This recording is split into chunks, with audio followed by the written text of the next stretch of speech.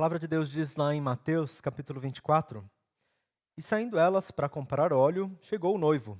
As virgens que estavam preparadas entraram com ele para o banquete e a porta foi fechada. Mais tarde vieram também as outras e disseram: Senhor, Senhor, abra a porta para nós. Mas ele respondeu: A verdade é que não as conheço. Portanto, vigiem, porque vocês não sabem o dia e nem a hora. Esses são os versículos finais da parábola das 10 virgens que Jesus contou lá no Evangelho de Mateus. É um texto muito conhecido e no Evangelho de Mateus Jesus já estava falando já alguns capítulos sobre o seu retorno, sobre a sua volta, e ele repetiu várias vezes porque era importante para os discípulos daquela época saberem, para nós também, que algum dia ele iria voltar, mas eles não saberiam o dia e nem a hora, e por isso eles precisariam vigiar, eles precisariam estar preparados para saber quando, não para saber quando Jesus fosse voltar, mas para quando Jesus fosse voltar eles estivessem prontos.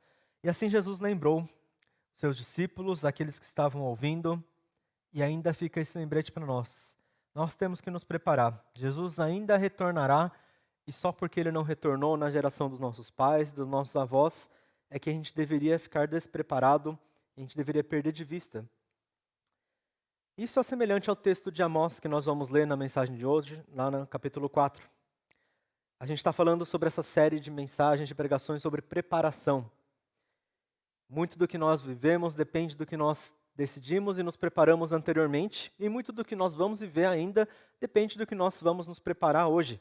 Ainda é tempo, nunca é tarde para preparar mais alguma coisa. Enquanto nós respiramos, nós devemos continuar vivendo em função do nosso alvo, continuando em preparação. E não é uma preparação que vai passar desnecessária ou que vai ser à toa. Ela vai ser completamente boa. E certamente a melhor parte vai ser quando Jesus voltar, quando a gente puder viver e colocar diante dele tudo que nós passamos em nossas vidas. A vida cristã, ela chama cristã porque ela é permeada por a essência de ser cristão, que é Jesus, o Cristo. E porque ele é a nossa referência, nossa preparação tem ele como direção. O tema de hoje é um posicionamento preparado, uma preparação posicionada, direção de Jesus. Tudo que precisa ser feito tem que ter um posicionamento específico. E a direção que esse posicionamento tiver vai definir para onde, o que vai acontecer, para onde que vai chegar, quando que vai chegar às vezes. O texto da mensagem de hoje está lá em Amós 4, a gente vai ler o capítulo inteiro.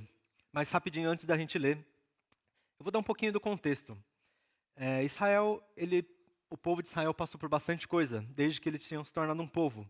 A gente lembra lá que com Abraão, ele era apenas uma pessoa, ele foi chamado da casa da sua família, e daí com ele Deus prometeu que tornaria um povo. E muitos anos depois, eles se tornaram sim um povo. Deus prometeu que daria uma terra, e Deus deu essa terra. E eles estavam lá no Egito eles eram só uma família, se multiplicaram, se tornaram um povo, mas eles não tinham organização. Deus tirou eles do Egito, e no deserto eles deu leis, para eles entenderem para onde eles deveriam ir. Depois eles chegaram na terra de Canaã e Deus deu a terra. Depois eles ainda estavam sem orientação, por mais que eles tivessem a lei, ainda não tinha quem aplicasse a lei. Deus deu juízes para que eles fossem reorientados, vez após vez libertos, e depois deu os reis para que eles fossem direcionados corretamente. Mas o povo de Israel pecou, vez após vez, e se desviou. Mesmo com reis, às vezes alguns reis orientavam para que o povo se desviasse. E nessa situação de reorientação e desobediência, vez após vez, é que se encontra a vida de Amós. Amós olhava, o reino, ele era um reinado bom, porque Davi orientava para a direção de Deus, mas não demorou muito. Só o neto de Davi, na terceira geração do reinado, o povo já se desviou, ele já cuidou mal do reino e ele se dividiu. Não era mais o reino de Israel, o povo de Deus, era a terra do norte e a terra do sul. O povo de Israel e o povo de Judá. E o povo de Israel não estava vivendo bem. A situação era muito boa, diferente de outras épocas que eles eram oprimidos por povos rivais, por povos vizinhos, ou por até impérios que atacavam eles, eles estavam passando por um momento relativamente de paz. As coisas pareciam estar boas, as coisas externamente não estavam ruins, a nação expandia, o reinado começava a dar mais certo, mas tinha algo de errado.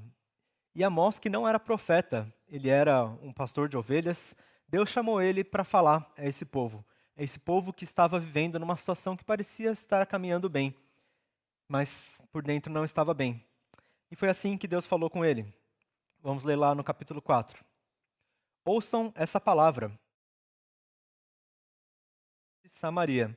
Vocês que oprimem os pobres, esmagam os necessitados e dizem aos senhores deles: tragam bebidas e vamos beber. O Senhor, o soberano, jurou pela sua santidade: certamente chegará o tempo em que vocês serão levados com ganchos e os últimos de vocês com anzóis. Cada um de vocês sairá pelas brechas do muro e serão atirados na direção do Armon, declara o Senhor. Vão a Betel, ponham-se a pecar. Vão a Gilgal, pequem ainda mais, ofereçam seus sacrifícios cada manhã e os seus dízimos no terceiro dia. Queimem pão fermentado como oferta de gratidão e proclamem em toda parte suas ofertas voluntárias. Anunciem nas israelitas, porque é isso que vocês gostam de fazer, declara o Senhor, o soberano. Fui eu mesmo que dei a vocês estômagos vazios em cada cidade, falta de alimentos em todo lugar. E mesmo assim, vocês não se voltaram para mim, declara o Senhor. Fui eu que retive a chuva quando faltavam 3 meses para a colheita. Mandei a chuva a uma cidade, mas não a outra. Uma plantação teve chuva e outra secou. Gente, 2 ou 3 cidades ia cambaleando de uma cidade a outra em busca de água, mas sem matar a sede. E mesmo assim, vocês não se voltaram para mim, declara o Senhor. Muitas vezes castiguei os seus jardins com vinhas, e as suas vinhas castiguei-os com pragas e ferrugem. Gafanhotos devoraram as suas figueiras e as suas oliveiras, e mesmo assim vocês não se voltaram para mim, declara o Senhor. Enviei pragas contra vocês, como fiz no Egito, matei os jovens à espada, deixei que capturassem os seus cavalos, enchi seus narizes com mau cheiro dos mortos em seus acampamentos, e mesmo assim vocês não se voltaram para mim, declara o Senhor. Destruí algumas de suas cidades, como destruí Sodoma e Gomorra. Ficaram como um tição tirado do fogo, e mesmo assim vocês não se voltaram para mim, declara o Senhor. Por isso ainda o castigarei, ó Israel, porque eu farei isso com você. Prepare-se para encontrar com o seu Deus, ó Israel. Aquele que forma os montes, cria o vento e revela os seus pensamentos ao homem. Aquele que transforma alvoradas em trevas, pisa as montanhas da terra. Senhor, Deus dos exércitos, é o seu nome. Essa é a palavra do Senhor que Deus disse através de Amós. É uma palavra pesada, uma palavra dura. E o povo teve que ouvir. E como se não bastasse ouvir uma palavra dura, ainda escutando de alguém que nem mesmo era profeta. Eles que não estavam escutando seus próprios profetas tiveram que ouvir de alguém que não era nem respeitado nessa profissão, mas que Deus chamou. Palavra do Senhor. O título da mensagem de hoje é Encontro com o seu Deus. E a gente viu que nesse texto o encontro com Deus talvez não fosse um momento muito bom que eles iriam passar. Era um momento de julgamento. Mas nós sabemos que Deus é bom. E o que nós ansiamos, como nós falamos há pouco, é o retorno de Jesus Cristo, o encontro com o nosso Deus. Esse encontro não é necessariamente algo ruim ou necessariamente algo bom. Pode ser julgamento, pode ser salvação. Isso depende da direção que a gente tiver. O texto que a gente leu está falando sobre esse momento de Israel. O momento logo antes deles irem para o exílio. E o povo de Israel, o povo do norte, nunca mais retornou. O povo de Judá retornou porque ainda havia algo de bom em Judá. Ainda havia reis e ainda havia pessoas dispostas a se voltar o coração para Deus. Mas naquela nação, vez após vez, eles foram orientados e eles não se voltaram a Deus.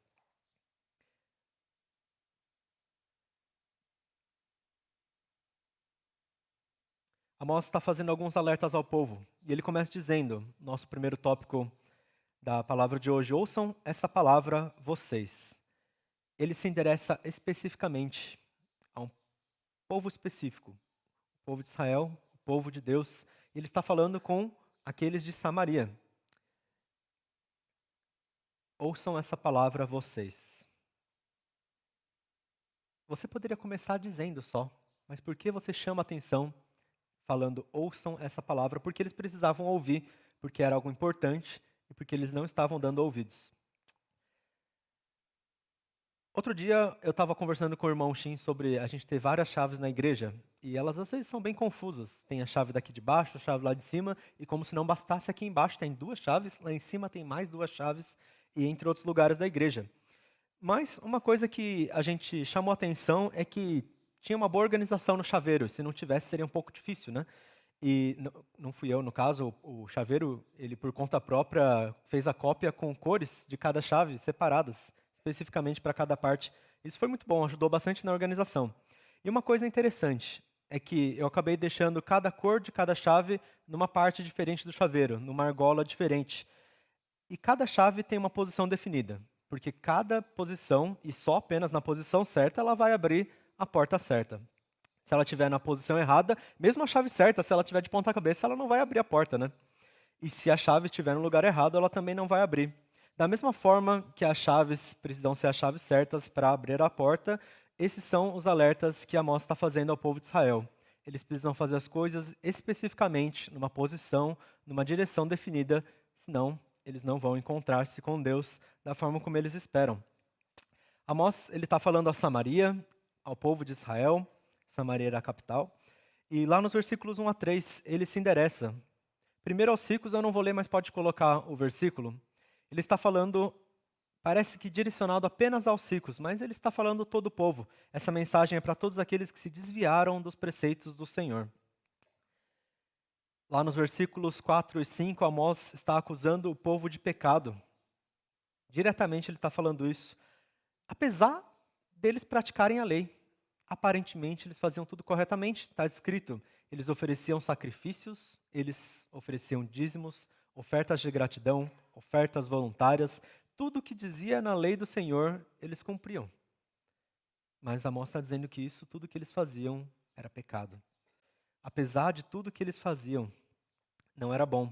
Da mesma forma que Jesus, quando ele acusou aqueles que oravam em voz alta simplesmente para serem ouvidos e não estavam com o coração voltados para Deus, era assim que o povo de Israel estava. Faziam tudo o que eles faziam, parece que corretamente, mas isso não era bom. Está escrito, porque vocês gostam, né? Façam o que vocês gostam. Vamos ler o versículo 5, 4 e 5. Vão a Betel, ponham-se a pecar. Vou avançar um pouquinho. Queimem o pão fermentado como oferta de gratidão e proclamem em toda parte as suas ofertas voluntárias. Anunciem nas israelitas, pois é isso que vocês gostam de fazer, declara o Senhor. É isso que vocês gostam de fazer, anunciar as coisas, o que vocês fazem. Eles não estavam fazendo louvor a Deus, eles estavam fazendo o que eles gostavam de fazer. Talvez fosse ter a aparência de louvor a Deus, talvez fosse ser uma rotina que é confortável, porque você já faz isso há tantas gerações e há tantos séculos que parece ser correto. E por mais que as ações fossem corretas, elas eram até prescritas por Deus. Eles não estavam fazendo direito. Eles estavam fazendo porque eles gostavam, o que lhes dava satisfação, o que eles achavam que era certo, o que os olhos deles olhavam, o que o coração deles clamava. O povo de Israel fazia coisas com as mãos, mas a direção deles era outra. É a mesma coisa que alguém tentar andar de costas para algum lugar. Você acha que você está indo, está fazendo certo, você está andando, mas se você não sabe para onde você está indo, provavelmente você não vai chegar no lugar certo. É semelhante ao que a gente vive, um grande risco na nossa vida cristã ainda hoje, quando parece que a gente está fazendo tudo certo. E é nessa hora que a gente tem que nos atentar. Será que a gente está fazendo direito? Esse é o primeiro lembrete que Amós faz. Qual motivo você faz o que você faz? Será que a gente tem feito o que a gente faz para ser um bom crente? Porque eu não mato, porque eu não minto, porque eu não roubo, porque eu trabalho duro, porque eu venho ao culto nos domingos? Ou será que eu faço todas essas coisas que são boas? Porque Deus é Deus e Deus é bom? Será que eu faço as coisas porque eu gosto de fazê-las, porque eu acho que o que eu faço é bom? Eu prego a palavra porque eu acho que o outro está errado, então eu quero argumentar. Eu julgo o meu irmão porque eu acho que ele está sendo crente do jeito errado. Eu falo, nossa, tal coisa lá tem acontecido, isso não é bom, porque o meu discernimento diz isso. Será que a gente tem achado demais e desviado nossos olhares? Será que os nossos esforços e toda a nossa preparação tem sido mal direcionada? E às vezes a gente tenta fazer para Deus, e muitas vezes nosso coração está falhando. A gente tenta fazer coisas corretas, e mesmo quando a nossa direção parece que está certa, porque nós tentamos alinhar nossas motivações, a gente vê a nossa energia acabando, a gente vê a gente ficando desanimado. E como pode a gente ficar desanimado de algo que é tão bom quanto louvar ao nosso Senhor, quanto viver a nossa vida na direção de Deus? Mas parece que só esvazia, parece que cada dia muitas vezes é pesado ou esvaziante. Quem será que aqui nunca sentiu esse esvaziar, esse cansaço muitas vezes na vida cristã, ou às vezes fazer só por, né, todo o ímpeto da nossa indignação com esse mundo? E se a indignação for por louvor e por zelo a Deus, ela é boa. Até Jesus, ele destruiu as vendas que estavam lá na frente do templo de Jerusalém, mas ela tem que ser bem direcionada. Tem como irar e não pecar. Como será que a gente tem vivido, Igreja de Cristo? Nós temos visto tanta inconsistência nesse mundo. Eu vi outra vez um estudo lá sobre a situação política nos Estados Unidos, e eu não conheço muito bem a política nos Estados Unidos, mal domino eu a política do nosso país, eu não vou me aprofundar tanto assim. Mas o estudo dizia que existe uma insatisfação crescente entre a população de lá. E a insatisfação é tão grande que várias pessoas começaram a utilizar a palavra guerra civil. Não no sentido de estou com medo de que vai acontecer uma guerra civil, no sentido de eu espero que tenha uma guerra civil para que as coisas melhorem. Qual o estado que as coisas precisam estar para o povo querer que aconteça violência para que as coisas melhorem?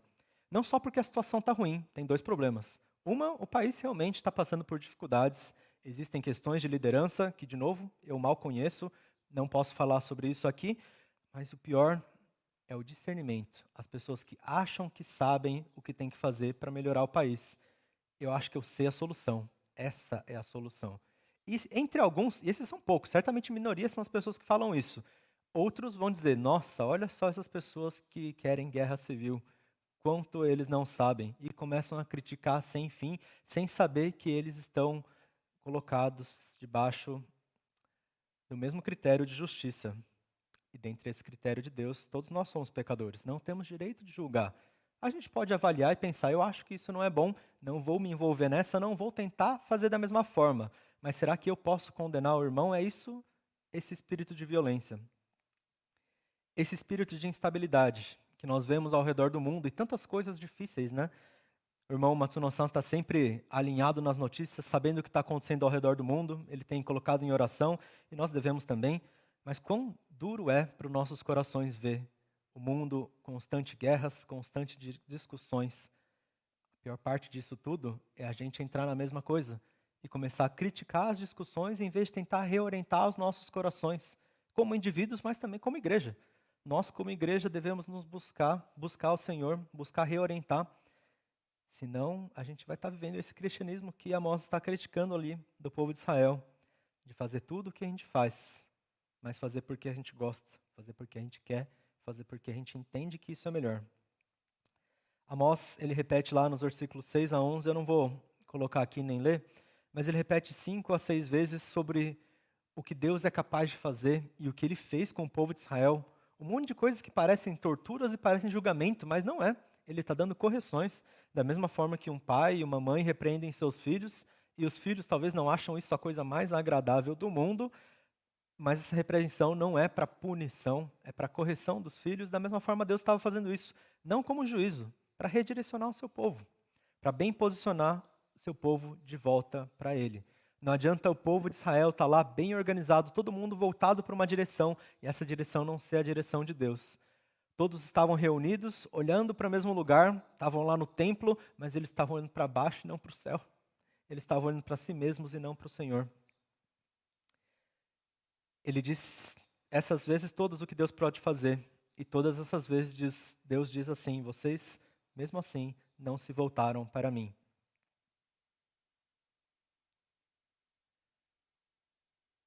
Primeira coisa que a gente vê aqui, do que Amós está dizendo. Nossa motivação para ele, nosso discernimento em relação ao Senhor. Ele diz: ouçam essa palavra. Ouçam para que a gente possa se redirecionar ao nosso Deus. Mas ele continua, e a gente vai falar mais uma coisa. Ele fala sobre preparar para encontrar-se com o seu Deus. O que significa preparar e o que significa depois para encontrar com alguém?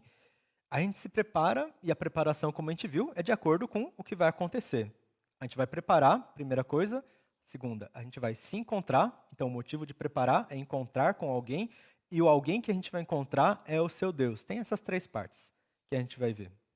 Preparar para encontrar com o seu Deus. Da mesma forma que as 10 virgens sabiam que o noivo chegaria, elas tinham quem que era, que elas iam encontrar. Esse é o noivo. Está aqui. Vamos encontrar com o noivo. 5 delas falharam, porque por mais que eles não soubessem quando elas iam encontrar, elas não fizeram a parte importante, que era a preparação. Elas sabiam que elas iam encontrar com o noivo, elas sabiam que ele ia chegar em algum momento, mas elas não se prepararam. 5 delas. Elas tinham as coisas preparadas, mas não prontas para a qualquer momento. O óleo alguma hora acabou. E Amós fala assim lá no final do capítulo 4. Por isso ainda o castigarei, Israel. E por que eu farei isso com você?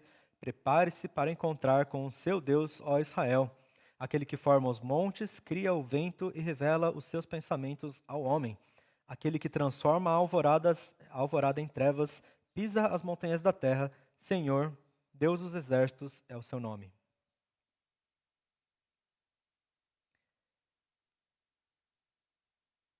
Preparar para se encontrar com alguém. Quanto mais importante a pessoa, melhor a preparação precisa ser.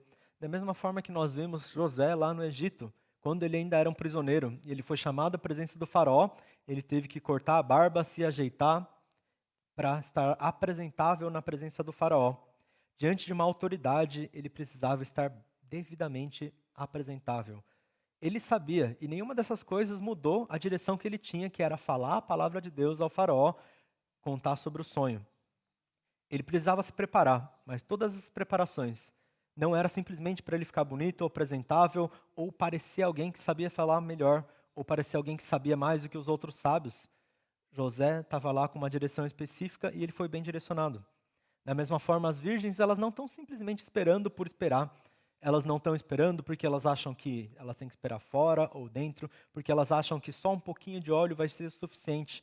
Elas têm que estar esperando porque elas sabem quem elas vão esperar. Elas sabem a direção específica. Nós estamos indo de encontro com o nosso Deus. Jesus voltará. Mas a gente só vai chegar no lugar que a gente espera chegar, se a gente estiver preparado da forma como a gente precisa se preparar, com a direção certa.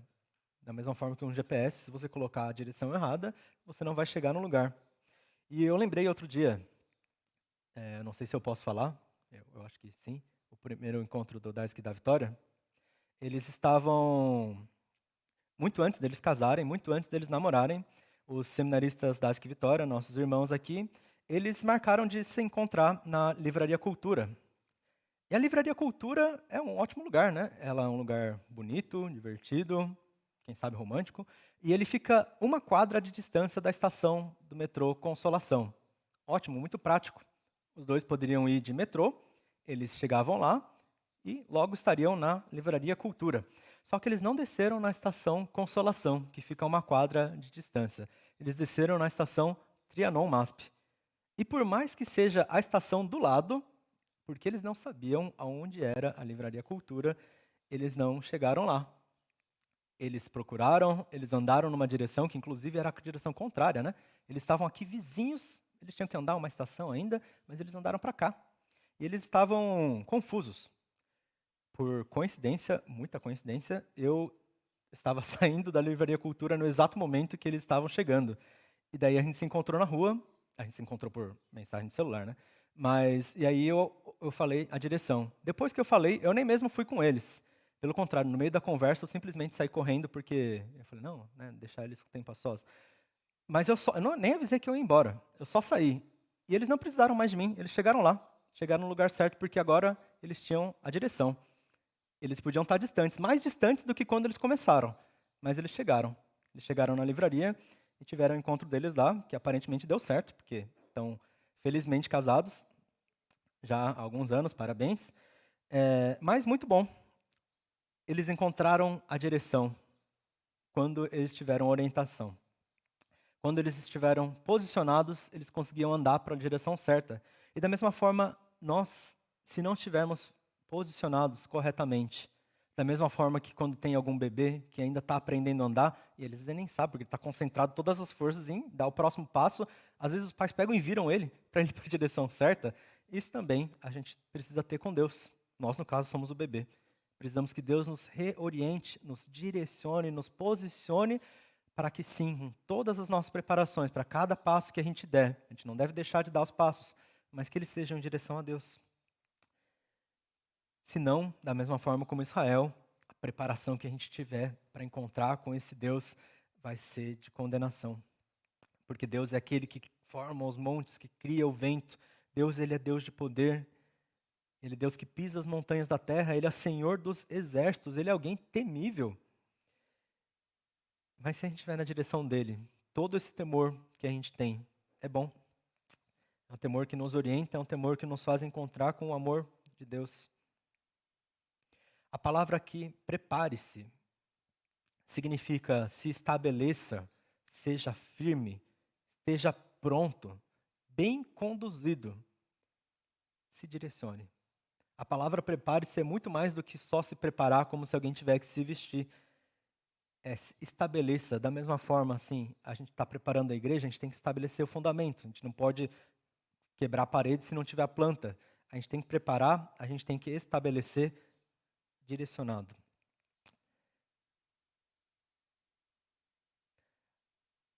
Isso em todas as áreas da nossa vida. Seja na rotina, pequenas decisões que a gente tiver, pequenas e grandes tarefas que a gente fizer, nos ministérios que nós temos na igreja, a gente tem que se preparar, a gente tem que servir, a gente tem que fazer todas as coisas que a gente faz, mas direcionado a Deus, até mesmo na nossa vida devocional. Às vezes a gente pensa que o que é bom independente de como seja feito, mas eu estou lendo a palavra de Deus e eu estou orando. Mas será que eu estou orando direcionado a Deus? Será que eu estou lendo a palavra do Senhor direcionado a Deus? Ou só estou fazendo o que eu faço, porque eu acho que é bom, porque parece que é saudável para a minha vida, então vou colocar na minha rotina. Daniel, ele orava fisicamente voltado para o templo do Senhor. Era uma orientação conforme a lei de Deus, que eles tinham que posicionar o corpo em direção ao templo. Ele estava morando lá na Babilônia, porque ele estava junto com o povo que foi exilado, muitos séculos depois de Amós. E a posição do joelho não faz diferença para Deus, se ele orasse para cá ou se ele orasse para lá. Mas a posição dos seus olhos define a direção do seu coração. Daniel orava voltado para o templo de Deus. Isso fazia ele lembrar cada vez das maiores das dificuldades. Ele agradecia o seu Deus, porque ele sabia para quem ele estava orando. Ele sabia para onde ele estava bem direcionado. Eu gosto muito desse versículo e talvez eu já falei em talvez dezenas de mensagens. Lá em 2 Crônicas 20, versículo 12, Josafá está orando e ele diz assim, é o encerramento da sua oração. Não sabemos o que fazer, mas os nossos olhos se voltam para ti. Ele estava passando por uma situação de guerra contra um império muito maior do que Israel. Eles estavam praticamente derrotados já. E o inimigo pegou e falou assim, para de orar para Deus, não vai adiantar, todos os outros povos fizeram, não deu certo, não escuta Deus. E povo, vocês também não escuta nem Josafá que está falando para vocês orarem para Deus. E a oração dele é essa, a gente não sabe o que fazer, mas nossos olhos se voltam para ti, e olha só o que aconteceu. Eles não sabiam o que fazer, e eles oraram. Essa foi a única preparação, porque eles não fizeram nada, Deus ganhou do exército sozinho. Ele fez o exército recuar, e o povo foi liberto, o povo foi salvo. Que a gente também possa, da mesma forma, entender nossas motivações, entender nossa direção diante do Senhor, o que está no nosso interior quando nós fazemos o que nós fazemos. E que cada preparação que a gente faz seja na direção de Deus. Se a gente ora, se a gente medita na palavra, se a gente vai na reunião de oração de manhã, se a gente reúne com os irmãos, se a gente tem um momento de comunhão especial, de alegria, tudo isso seja na direção de Deus, seja com esse propósito, porque se a gente não souber o propósito, de nada vale nenhuma dessas preparações nas nossas vidas. O que acontece no encontro com Deus depende da nossa preparação, da direção que a gente toma. E que essa direção seja o Senhor. Se você tem vivido momentos de confusão, momentos de dores, talvez esvaziamento, Ou talvez que nem Israel, um momento que parece que está tudo bem, mas tem alguma sensação de que tem algo errado. Fica o convite para meditar nesse momento, mas também durante as suas semanas, pedindo que o Senhor sonde seu coração. Será que tudo que nós fazemos nas nossas preparações tem sido para Deus? Tem sido na direção dEle? E se a gente é reorientado na direção dEle, será que tem algo que a gente precisa mudar na nossa preparação, no nosso dia a dia, nas nossas atitudes, nas nossas palavras, no nosso agir com os irmãos, no nosso avaliar, no discernimento, de achar o que é certo e errado, e antes de falar, a gente reorientar nossos corações? Se você tem vivido isso, fica o convite para colocar diante do Senhor e pedir que Ele te mude a direção, para que com mais ou menos passos você chegue ao Senhor. E se tem alguém que tem escutado, está acompanhando e não conhece a Cristo, fica o mesmo convite. Se a sua vida está confusa, se parece que você anda para qualquer lugar, prepara tudo que você faz e não dá em nada, não tem propósito algum, só gera cansaço e esvaziamento também, fica o convite. Preparar diante do Senhor, preparar a vida para viver em Cristo sempre vale a pena. Porque na direção dele você chega no lugar esperado. Não é um lugar imaginário, é os céus, o reino de Deus. E não é uma pessoa imaginária, é o Senhor Jesus Cristo, nosso Salvador. Então vamos colocar diante do Senhor e vamos orar.